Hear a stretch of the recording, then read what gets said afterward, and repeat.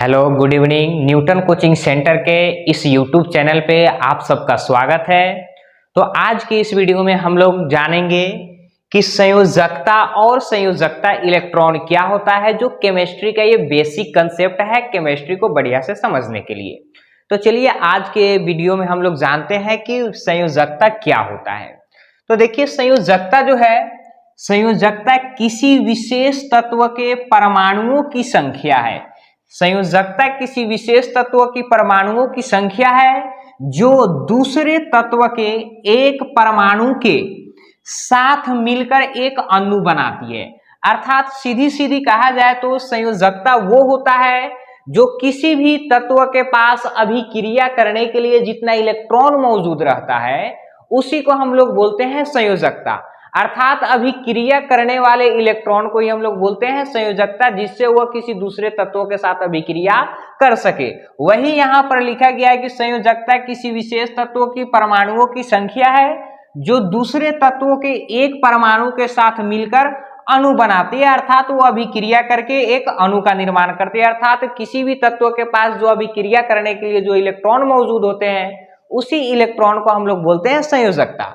आगे देखते हैं, संयोजकता को आणविक भार के रूप में भी जाना जाता है। जो संयोजकता होता है उसको हम लोग आणविक भार के रूप में भी जानते हैं, क्योंकि ये एक अणु बनाता है। तो संयोजकता से ही अणु का निर्माण होता है जो आणविक भार के रूप में निकलता है, जिसका अणु भार हम लोग यौगिका निकालते हैं। तो अब आगे है, किसी तत्व की जो संयोजकता है उसकी बाहरी कोश में इलेक्ट्रॉन की संख्या से निर्धारित होती है। अर्थात किसी भी तत्व की जो संयोजकता है उसकी बाहरी कोश में इलेक्ट्रॉनों की संख्या से निर्धारित होती है कि उसके पास संयोजकता कितना होगा, वो कितना इलेक्ट्रॉन से दूसरे तत्वों के साथ अभिक्रिया कर सकता है।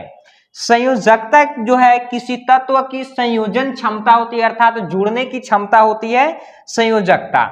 ठीक है, यह हमेशा एक पूर्णांक होता है, यानी कि जो संयोजकता यह हमेशा एक पूर्णांक में होता है।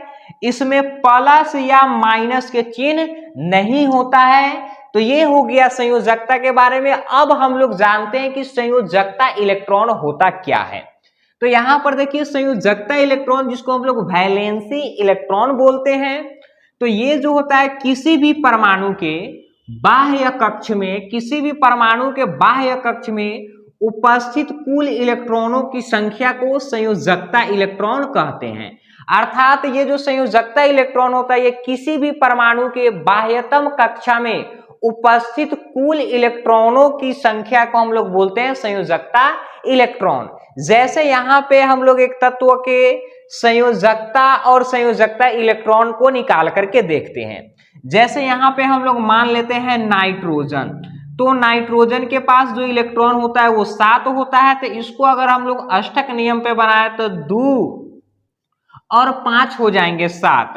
तो नाइट्रोजन के जो बाह्यतम कक्षा है उसमें इलेक्ट्रॉन की संख्या कितनी है, 5। तो इसमें वैलेंसी इलेक्ट्रॉन हो जाएगा 5, क्योंकि नाइट्रोजन के बाह्यतम कक्षा में कुल इलेक्ट्रॉनों की संख्या कितनी है, 5।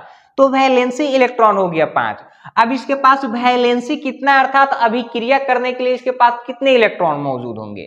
तो इसको अगर 3 इलेक्ट्रॉन मिल जाता है तो ये अपने बाह्यतम कक्षा को पूरा कर लेंगे, क्योंकि इसके बाह्य यानी कि बाह्यतम कक्षा में जो इलेक्ट्रॉनों की संख्या होती है ऑक्टेट रूल के अनुसार से वो होती है 8, सिर्फ पहला कक्षा को छोड़ करके। तो दूसरा कक्षा है तो इसमें इलेक्ट्रॉन कितने होने चाहिए, 8। तो इसके पास कितने हैं, 5। यानी कि 3 इलेक्ट्रॉन जब इसको मिल जाएगा तो ये 8 बना लेगा। अर्थात इसके पास जो अभिक्रिया करने के लिए इलेक्ट्रॉन है वो है 3। यानी कि इसके पास वैलेंसी कितने हैं, 3, और वैलेंसी इलेक्ट्रॉन है 5। जैसे एक और देख लेते हैं हम लोग सोडियम का। एक और यहां पर देख लेते हैं सोडियम, जिसकी परमाणु संख्या होती है 11। इसको अगर ऑक्टेट रूल के अनुसार से निकाले तो 2, 8, 10 और 1 11। तो 11 हो गया। अब ये क्या करेगा, इसके पास जो वैलेंसी है वो वैलेंसी हो जाएगा, वैलेंसी इसके पास 1 हो जाएगा, क्योंकि ये 1 इलेक्ट्रॉन से अभिक्रिया करना चाहेगा। क्योंकि इसको 7 इलेक्ट्रॉन तो कोई देगा नहीं, ताकि ये 8 बनाए तो 7 इलेक्ट्रॉन कोई देने वाला है नहीं, तो ये 1 इलेक्ट्रॉन अपने में से निकाल देता है और 2, 8, 10 बन जाता है। अर्थात ये 1 इलेक्ट्रॉन से अभिक्रिया करता है। और बाह्यतम कक्षा में इसके इलेक्ट्रॉन कितने हैं, 1। तो इसके वैलेंसी इलेक्ट्रॉन हो गया एक हो गया। तो इस तरीका से हम लोग समझ गए कि वैलेंसी और वैलेंसी इलेक्ट्रॉन क्या होता है। तो अब इसके अगले वीडियो में हम लोग जानेंगे कि किसी भी तत्व का वैलेंसी और वैलेंसी इलेक्ट्रॉन की गणना कैसे आसानी से कर सकते हैं। तो चलिए मिलते हैं अगले वीडियो के साथ। अगर वीडियो अच्छा लगा हो तो चैनल को सब्सक्राइब कर लीजिए। मिलते हैं अगले वीडियो के साथ।